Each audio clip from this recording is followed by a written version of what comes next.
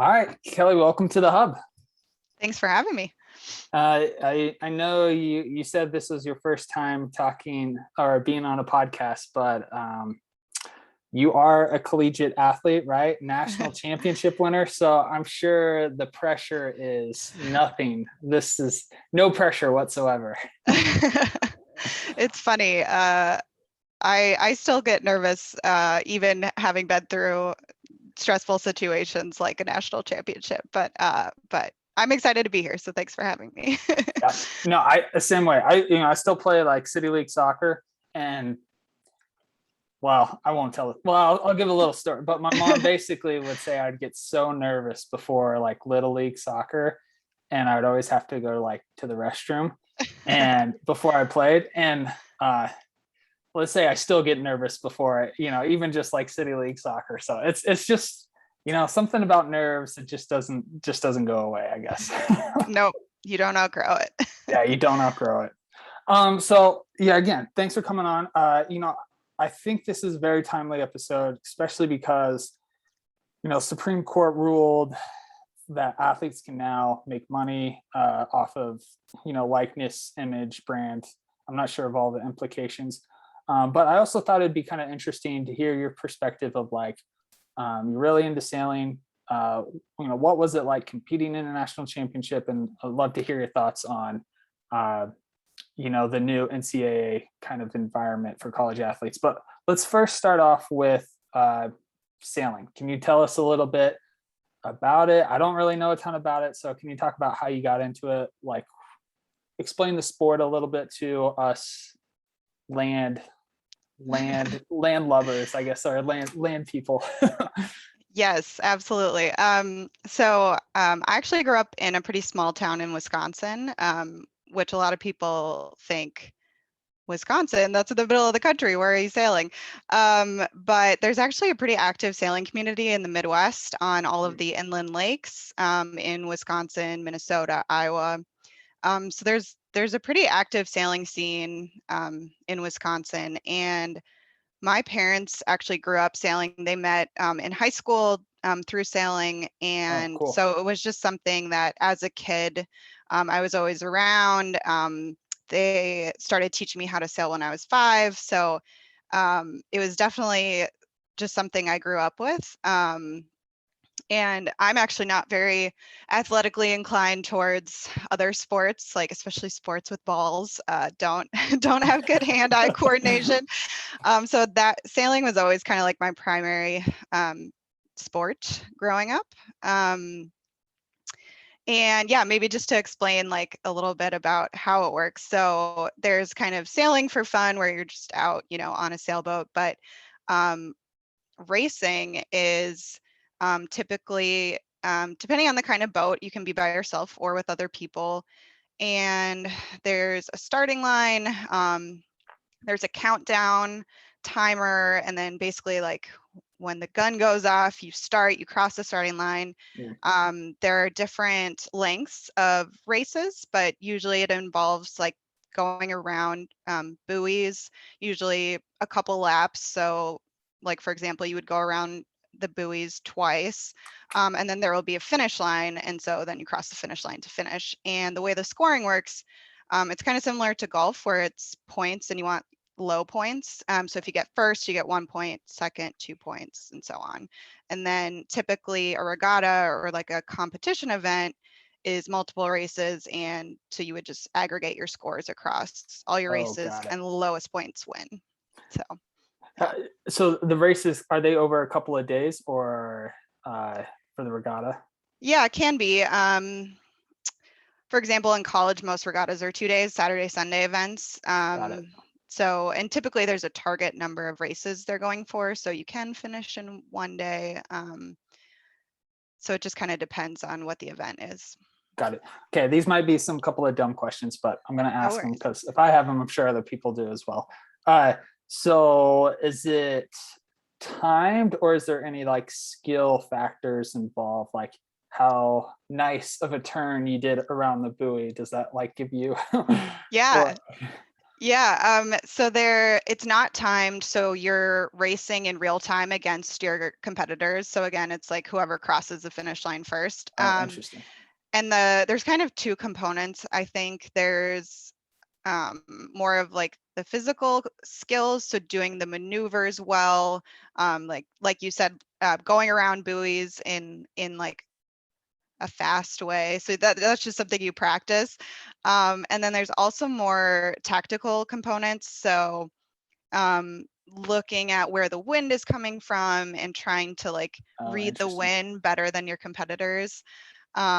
And then there are a whole bunch of rules too. There's like literally a whole book on rules about when two boats are approaching each other, who has right of way and Right. what all those rules are. So that also plays in, um, especially in like competitive racing when you're typically all kind of together and you might be going around the buoy with a bunch of other boats at the same time. So there's a whole bunch of rules of who has right of way, and it can get messy.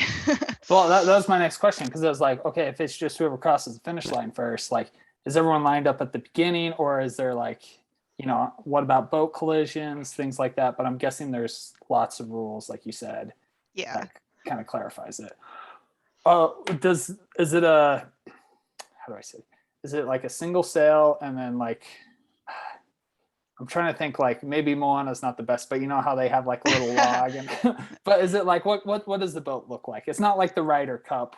Well, I remember I asked you this earlier and you're like, no, those are like super high fancy boats. So like talk about Yeah. the boat a little bit.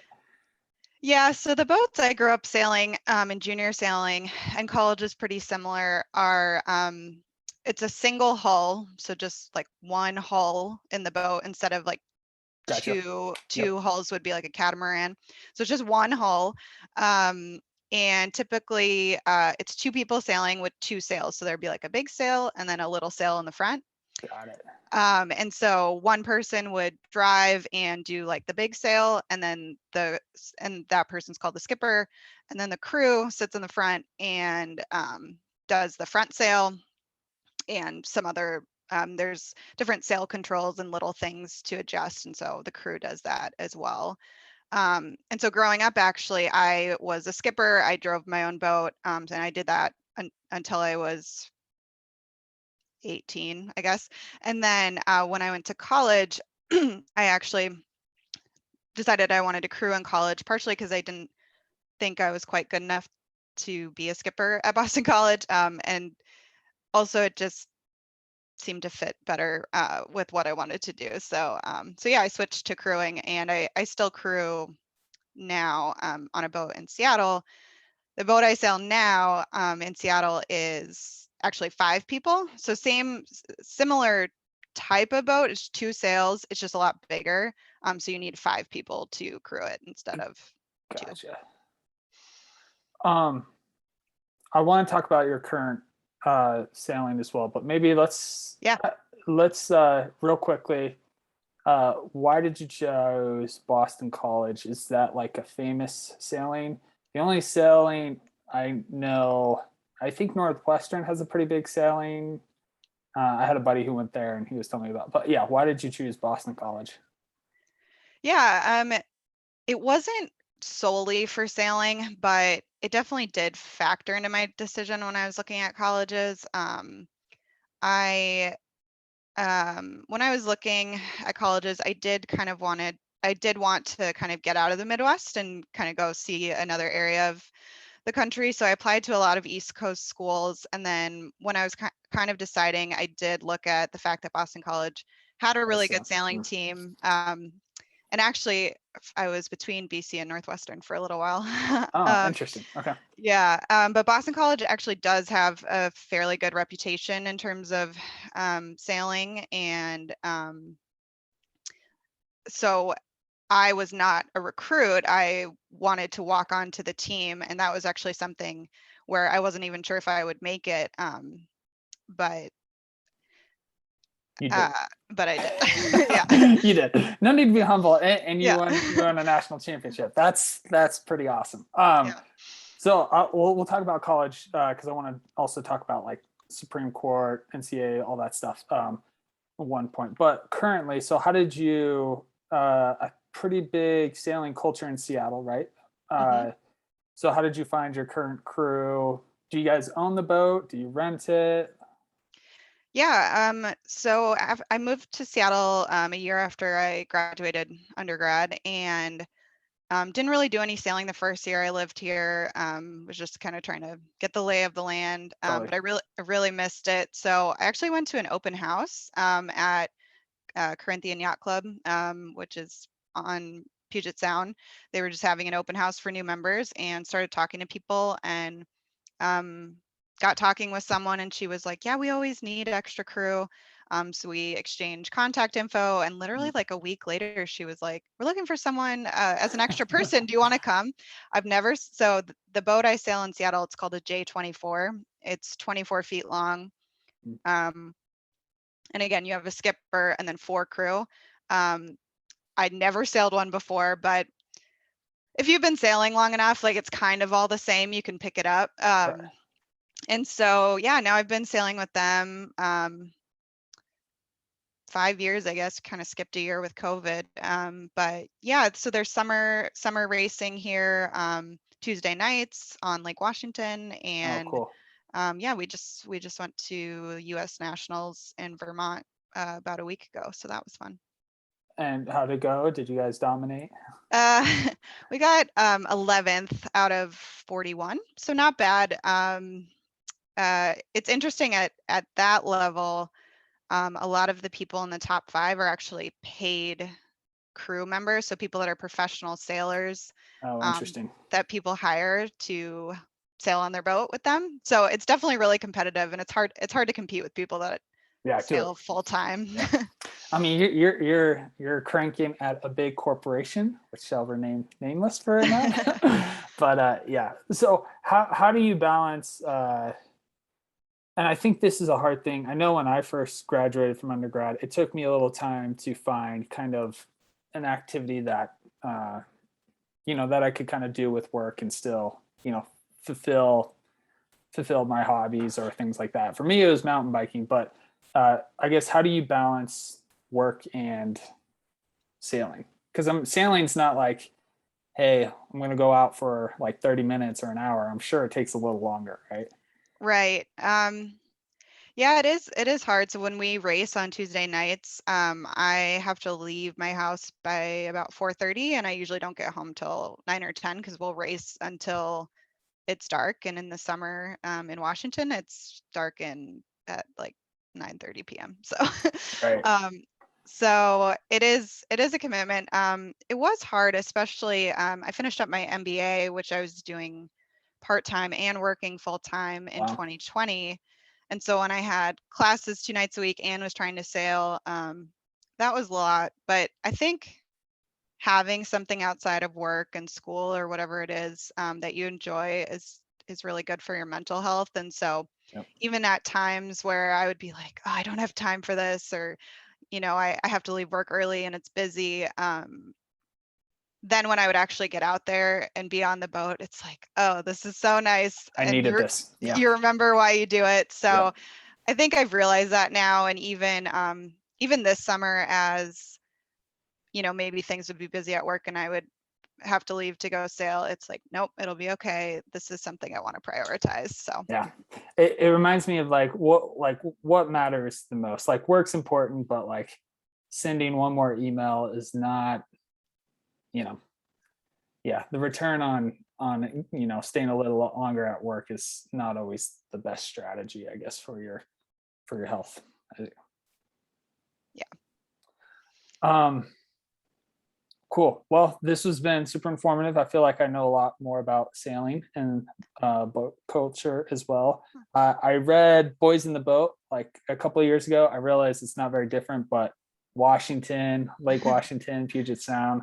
I feel like this is just they're like your cousins basically. They're in a boat rowing, but you're in a sail and you're flying across the water, right? Yeah, it's actually funny. In college, most people didn't realize we had a sailing team and a crew team. And so they would mix them up and be like, oh, sailing, you wake up really early to practice, right? And you go row on the Charles, which is the river in Boston. And I was like, nope, that's not us. You're like, I stay up late. I don't get up. I'm not a morning person. Yeah, that's interesting. Well, yeah, that's cool. Well, it was a great book. Maybe they'll write a story about you if you were a walk on and won a national championship. I didn't realize that you had a partner. When you walked on at BC, did they kind of pair you up, or did you like end up finding someone and you're like, no, I work the best with this person? And is it separated men, women, or like is it co-ed, or how does that work? Yeah. So the coach would actually pair you up with who you would sail with. And generally you find people you gel with well and sail with them more consistently. So I sailed pretty much with just one person for the first 2.5 years, and then kind of switched around my last year and a half or so. Um, but yeah, good question. So in college there is co-ed sailing. So it can be two men, man and a woman, two women, whatever, like in the boat in the Right. two positions. So there's co-ed sailing, and then there's women sailing, where both have to be women. So and that's, I think, partially driven by the fact that historically sailing's tended to be like a male dominated sport. Right. So they're trying to promote more women in the sport, and so there are specific events that are only for women. And so I did a little bit of both. I pretty much only sailed with a guy my first 3 years, but then my junior year, which is the year we won the women's national championship. So I was sailing with another girl for that event. And then I did both my senior year. Awesome. So can you describe maybe a little about the differences between the two? Uh, Sailing with a man versus sailing with a woman. Um, yeah, I mean, I think Or is there not there's much difference? well, I think the one thing that sticks out to me is the physical differences. So if it's really, really windy and you have two girls in the boat, it's a lot harder because you Right. don't weigh as much. Right. So that was definitely more challenging. But I think again, it's sort of like a historical, like male dominated sport, but um, I think Boston College did a really good job of like recruiting and equipping both like men and women to be really successful at the sport. So we had super competitive boats that were both men and women. So it wasn't as big of a deal, I feel like, for at Boston College specifically, which was something that was really cool. Yeah. Well, I was just curious if like the way you attack the race, the way that you think about managing the boat is different if it's, a man and a woman versus two women. And I guess the physical aspect makes sense as well. Uh, Mhm. well, I was also wondering if like the vibe was different, right? If it's like two ladies on a boat, it's a little bit more fun, or, if it's a guy on the boat, it's a little bit more serious. I think that is all personality dependent. The girl I sailed with when we won nationals was very serious, and she went on to compete in the Olympics Oh, in wow. Rio. So she was very serious about sailing. So I think some of that's just personality dependent. Yeah, totally. Can you talk us a little bit about what it like?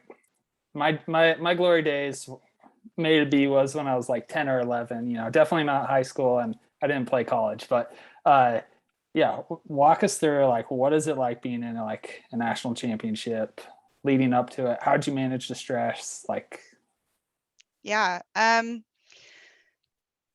So the way sailing nationals work is they're in the spring, typically around Memorial Day and the first week of June. So one nice thing about that is school is generally over at that point. So you've taken your finals, and school is over. Obviously, you've been competing and training the whole semester. But from that standpoint, it's nice. School is over, and then typically you'll travel to wherever the event is. But it's a long event. Typically, it's like 5 days or so. oh wow, And so I think just like reflecting back on that, it's more of a marathon, not a sprint. So you really have to like, take care of, you know, your body, make sure you're sleeping, eating right, hydrating.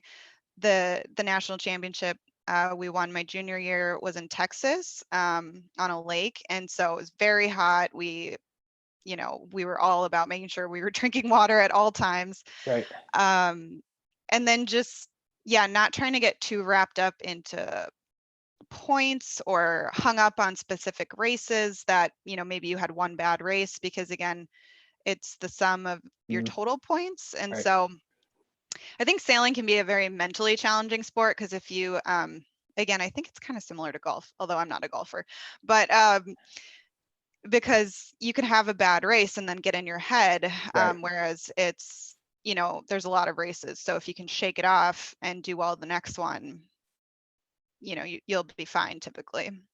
Yeah, no, I as you're talking, that's what keeps coming through my mind is golf is like you have one bad shot, the best golfers just they forget about it, right? It's in the past. So one bad hole, okay, next one's like a new clean slate, and it sounds very similar to what you were saying. So being in the moment and maybe not just hung up about, hey, I'm here at nationals and all this stuff seems like it helped. Yeah, and then the other thing too is in college sailing, typically you'll rotate. So what I mean by that is like you and the person you sail with will sail a race. Then you'll come to land and your other boat will sail a race. So in college, usually you have two boats competing for Boston College, and it's a sum of both of your scores. Oh, interesting. Just as an example. And so you have breaks in between where you need to, again, not just sit there and be nervous. You need to like shake off whatever happened before and just keep moving forward. And then also as a crew, which is the position I did, it's not uncommon to switch crews in and out. It can be for many reasons. It could be it got windy, so you're going to put in someone that's bigger or weighs more, whatever. Right.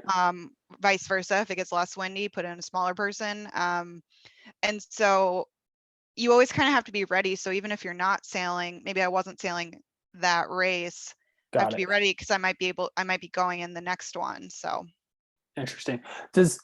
Do you guys care for the boat, or because I'm sure the boat dynamics and how the boat's like, is that part of the cruise job, or is that just kind of standard for the college or the athletics department to take care of it? The way it works in college is actually the school hosting the event provides all the boats, and you rotate what boat you're in every race to prevent any sort of tampering or just anything that could be a problem with one boat. Everyone sails every boat, and you just rotate every race, so it keeps it very even playing field. Yep, I was wondering because like in the boys in the boat, like that was a big thing. Like in the story was like, oh, they had like this boat designer that was really good, or was always trying out new things, and I was so that makes sense. Everyone sails same boat. Yeah, that is something I think that's unique to college. So for example, in the racing I do now, the skipper of the boat owns the boat, and we take care of it and take it to events with us. So, but college is different. Interesting. Cool.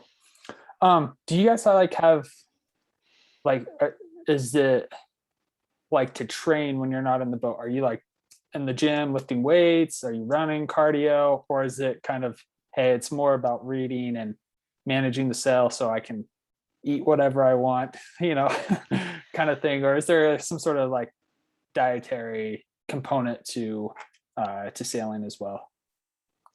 I think weight training and cardio are both super helpful, especially at the collegiate level, because the boats are small and they're very responsive to any movement you do. So having that strength to like do a maneuver, or having the endurance to, if it's really windy, I don't know if you've ever seen pictures of people kind of like hanging out of boats when it's windy. That's called hiking.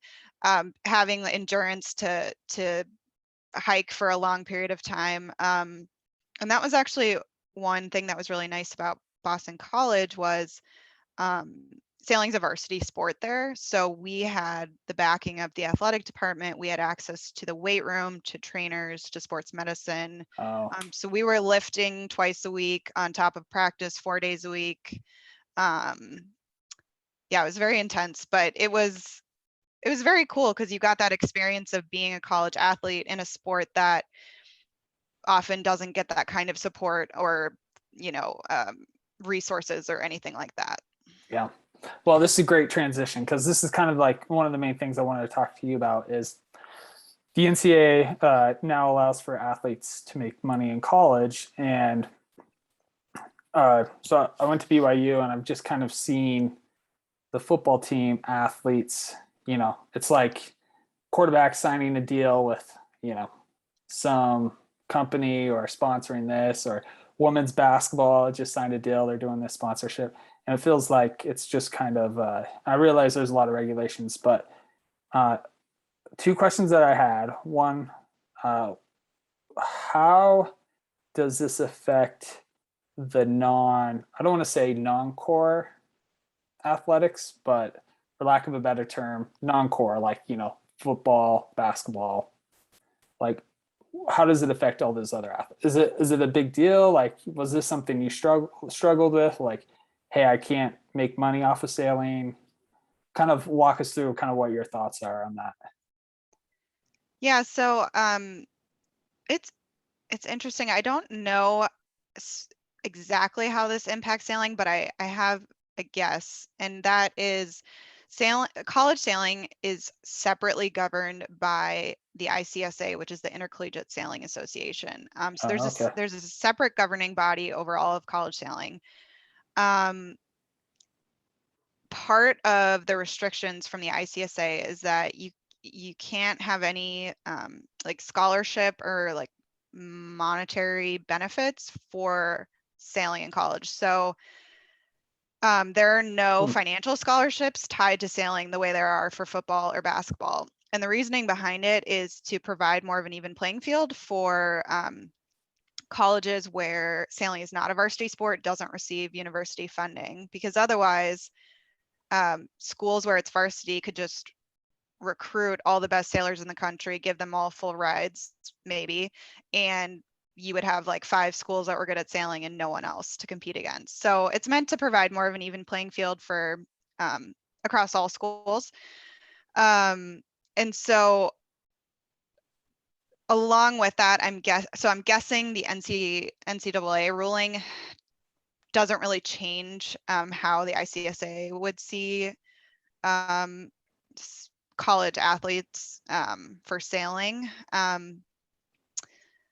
But I mean, just my personal opinion on kind of that ruling. I kind of struggled with this because when I was in college, I remember thinking, well, yeah, they shouldn't be paid. Like they're in college, they're amateurs. But I think of having had more time to think about it, schools make so much money off of college athletes, and so I do agree with that they should be able to use their own image and likeness to get sponsorships or whatever it is. So yeah, it's a business, right? I mean, yeah, Alabama football, no one would be going, well, I shouldn't say. I think a lot less attention would be paid to University of Alabama if they didn't have their football program, right? It's like it brings in so much money for them. It's a huge thing, and it seems like everyone else is making a buck off of the product, college sports, except the people playing it. Yeah, I think I tend to be more of like, well, they should at least get some form of compensation. But I realize it's tricky, right? Like some small college in the Midwest doesn't have the financial capabilities of, a Boston College or a Northwestern or an Alabama. right. And so it was interesting too, because sailing was a varsity sport at Boston College. We had to comply with all the NCAA rules, just because they were the governing body of BC athletics. Right. But then we also had to comply with ICSA rules. So, it didn't impact us too much other than things like, sailors were subject to random drug tests and things like that, like all of the NCAA requirements. But in terms of things like scholarship and financial compensation, we had to follow the ICSA. Yeah. Interesting. So if I understand you correctly, the making money off of yourself in college, it really impacts the major sports, like the core sports. I think so, because even if as a sailor you could make money off of your image or whatever it is, I'm not really sure how you would. I don't know that there are a ton of sponsorships or avenues to do that. So I don't know. Maybe there are some. Certainly there are people that are professional sailors and do, I don't know, different branding things for sailing gear, sunglasses, stuff like that. But it's nothing super major. So yeah. So you couldn't get any scholarship associated with sailing, but wouldn't that necessarily mean that only the people that were in a financial position to sail did sail? Like, is there that aspect as well? Like if I was, just scraping by and I went to college and I was like, oh, I want to try sailing, it almost seems like it would be out of reach. I should clarify. So we receive money from the school like for the team. So when we traveled to events, our meals are paid for, things like that. But your tuition couldn't be paid for. Got it. Okay. Yeah. Thanks for clarifying that. Okay. So it's I realize this whole getting paid in college thing is still early stages. Things are getting worked out.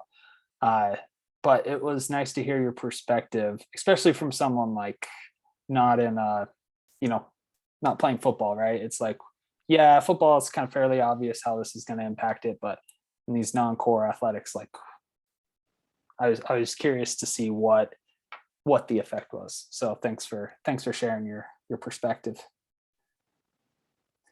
Well, I guess kind of wrapping up here, the last thing I'd want to ask you is what advice or what life lessons do you have for the rest of us that you could share? What has sailing taught you that you could share to us non-sailing folks, or just in general?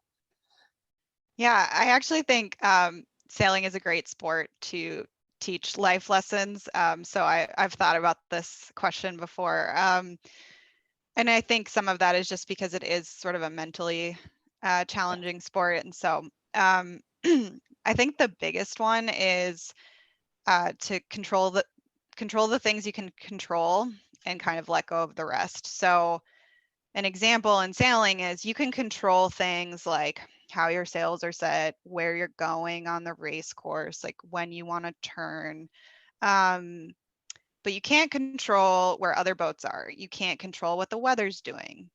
You can't control how the wind is shifting, and maybe it shifts not in your favor sometimes. And I think life is very much like that. You can only control so much, and then things happen beyond your control.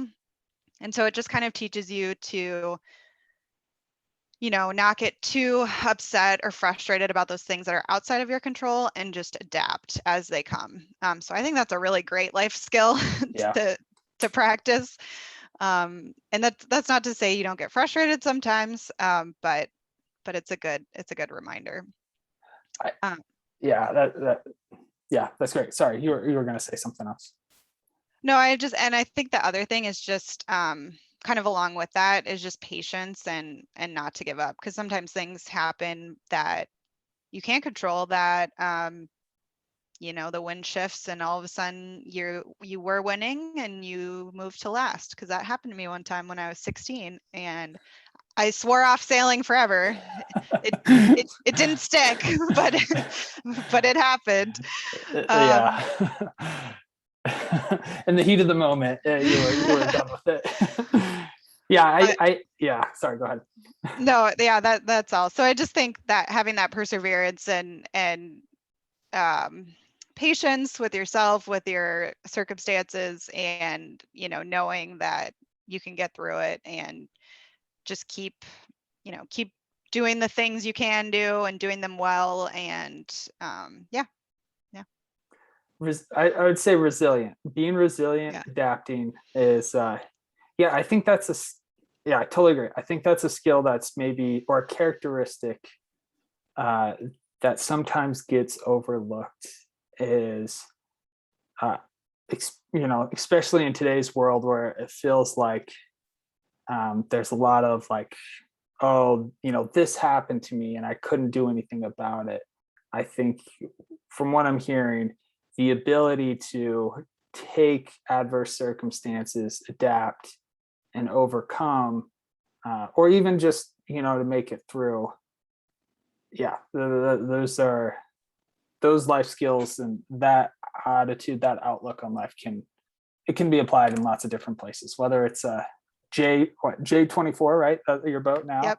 or or at work or family or whatever the case might be. So. Kelly, Absolutely. this was awesome. Thanks for sharing some of your wisdom and reliving the glory days with me and the audience. I think it's so cool. For our listeners, it was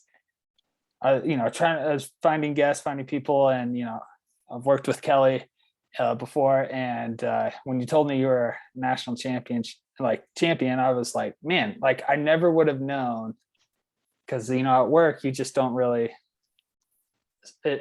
talk about sailing as when you're trying to get stuff done. So I thought it was a privilege for me. So appreciate you appreciate you coming on, and thanks for sharing your wisdom.